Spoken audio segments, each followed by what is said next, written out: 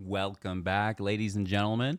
I hope you're having a great day, and thank you all so much for taking the time to stop by to listen to me rant about GameStop for, I don't know, the next 30 minutes or so. Well, I've got some things to say, that's for sure. Going through our general technical analysis, it is the weekend, so we're going to look at Bitcoin just for like a millisecond. We'll also take a look at our futures, which don't open up till this evening. But if you're around and watching this video later, we're going to show you what to look for, right? So we do have a couple days until earnings, which is cool. Getting into the mood, only 17 days. So at this point, we're looking for the earnings announcement, right? When is that going to come out?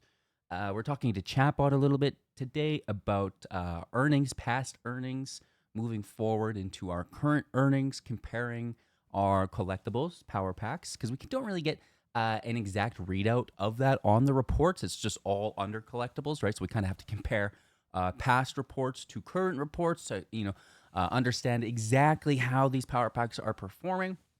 And we're also looking at hardware, right? Because we had the Switch 2 come out, and I expect some tailwind in that area, as well as the release of the Steam Machine. Everybody's talking about this, the quote-unquote PC2.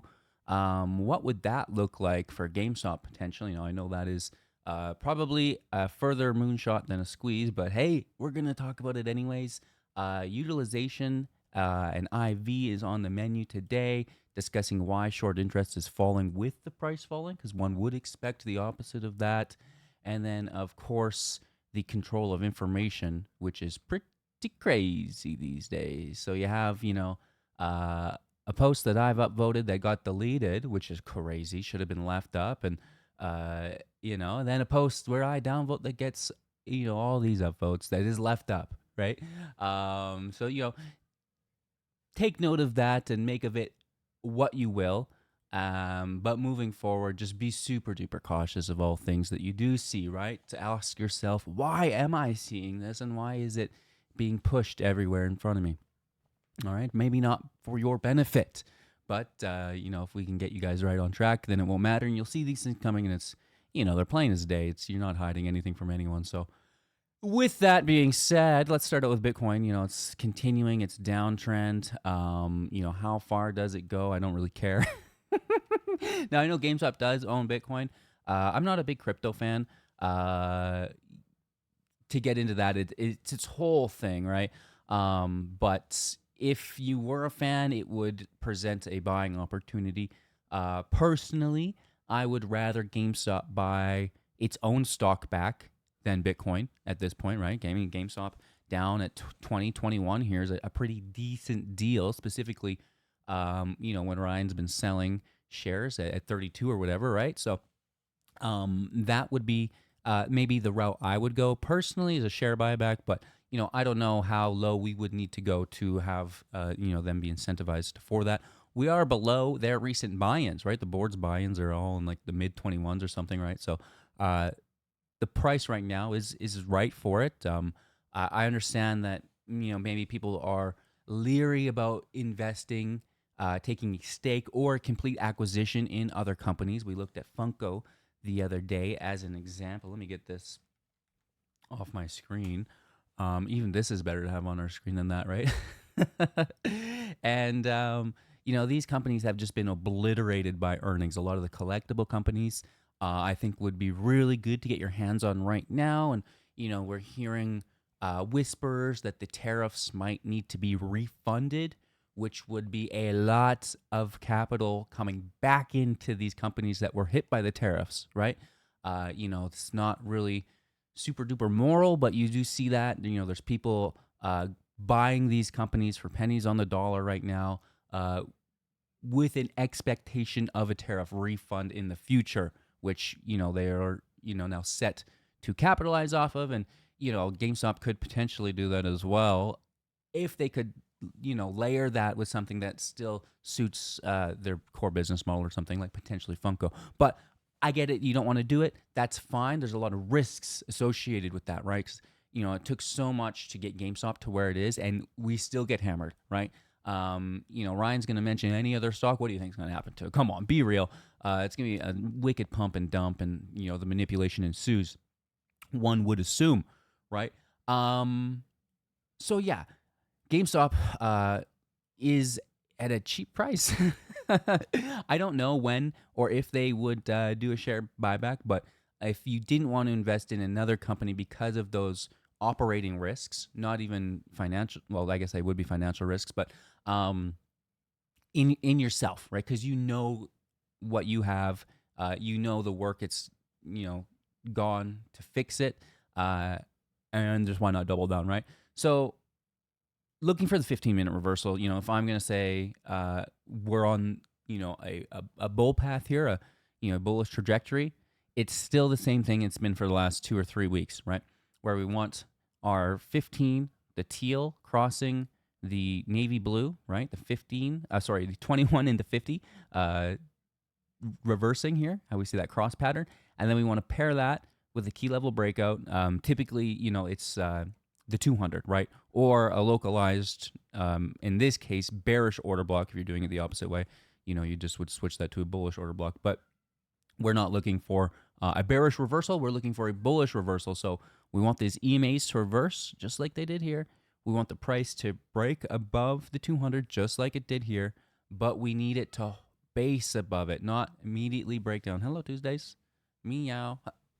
And, if it can break through, base above, then we can go, right? And resistance is going to become support at that point for a turnaround. And then we're going to extend this from the 15 minutes to the 1 hour and do that same thing, right?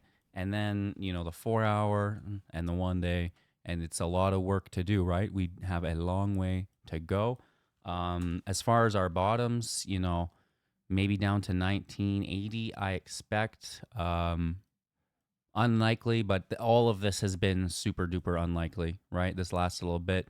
The market hasn't even sold off, right? There hasn't been a crash like people are forecasting. And, if that were to happen, I truly don't know. I don't think there's that much room, right? Like we've got, I don't even know what the real number is. Like I'll get that in the next video. Maybe it's like 6.7 in cash plus the loan or whatever, which I understand is at 0%. But we can't take the principal amount. We can only take what it is making in interest. And I'm actually not sure of that number, but you could technically add that up to get the correct number.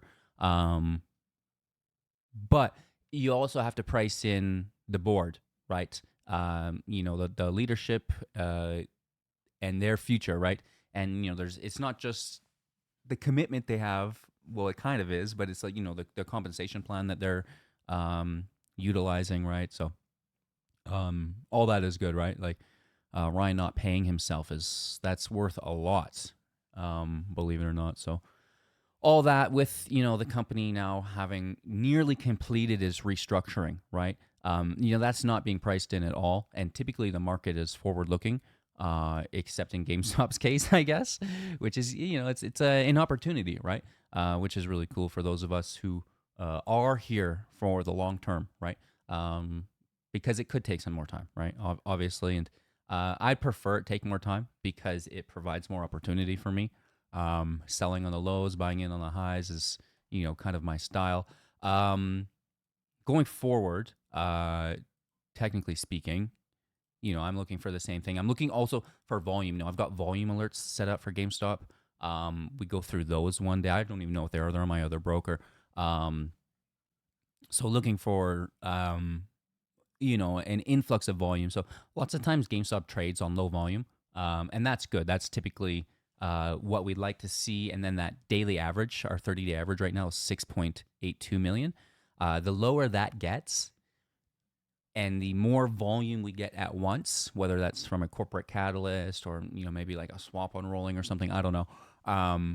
The more volume that hits the tape, the greater price improvement we'll see, which is pretty cool. But we're going to need, like I say, 20 million to 50 million volume. I'd love to see even more than that, right? Get into that 100+ million volume would be nice to see. But predicting that volume it's not something that I can really do. A lot of people try to do it, and hats off to them. And I'd rather just wait for a confirmation signal. Like, I don't need to be first on the train. Uh, would just like to get on the train, right? Like, I don't need the whole pie. I just need a piece of the pie. And then I can repeat that process. So into the kitty charts, we see, we're oversold on the daily big time, right? And we've only been there a few times, right? And, this has got to be some serious value long term, right? If you wanted to, load up on the comments here, that would be amazing. We have a gap here on the 1 day as well that we're touching off the bottom band, right? Which is really, really interesting. So really good risk reward here, but I'm like the boy who cried risk reward at this point for the last little bit, and I'll be honest, not expecting these lows, not whatsoever. We knew the chart looked bearish, but I thought we would just consolidate on that trend line, right? And maybe touch the second one that we're kind of deciding on, but no, just slice right through it, and here we are. So at a certain point, I've got to be right, and we'll wait, and that's why I'm waiting for that 15-minute reversal, because the the support levels that we have and are looking for haven't really been amounting to much, right? So just waiting for the moving averages to reverse for us going forward. The PMO also swapped back, which isn't great. So again, the RSI is super duper oversold on the daily. I like the PMO on the 4-hour, right? And it did reject the other day, which is a bummer, right? We were hoping, that we could continue to diverge, but converging once more on each other here and getting that bearish reversal. So, we're going to have to wait and see how this week plays out. Bitcoin is down a little bit, definitely not up on a Sunday. So I'm not going to say, this is, going to pump up. We still have to wait for futures to open. You can check out ES1, just for the S&P 500 futures Sunday night. That's going to open, right, or Sunday evening. And we're just going to have to wait and see, right? So as far as, comparison to the general market, which I do like, I think we're undervalued by a little bit. Not too much, right? But a bit, right? Momentum still down, not looking great.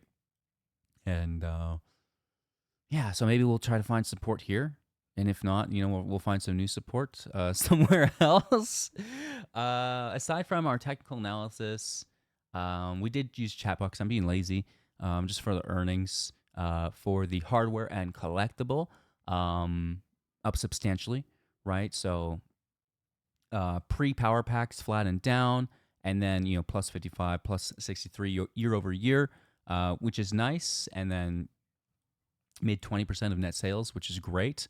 And this should continue to grow as we, roll out. I think what was it? Basketball cards came out recently or something, or maybe it was baseball. I don't know. A new card type came out. Hopefully, hockey cards come soon, right? As classic. What a Canadian. And hardware was up too because of the Switch 2, from minus 32 to plus 31. And I would expect some tailwinds within those Switch 2 sales. I mean, lots of people still buying them. Obviously, for the holiday season here, for example, for the young ones, right? So that's pretty cool. We also have Buck the Bunny and the Cursed Cartridge sales potentially, hitting a report at some point. I don't expect it to be too much, but pretty cool nonetheless. And we've got that video as well. If you're interested in seeing what that looks like, we've been playing that on the side. Doing a little upload. World 1 was it? Man, I haven't played an old school platformer, so it's a little bit embarrassing.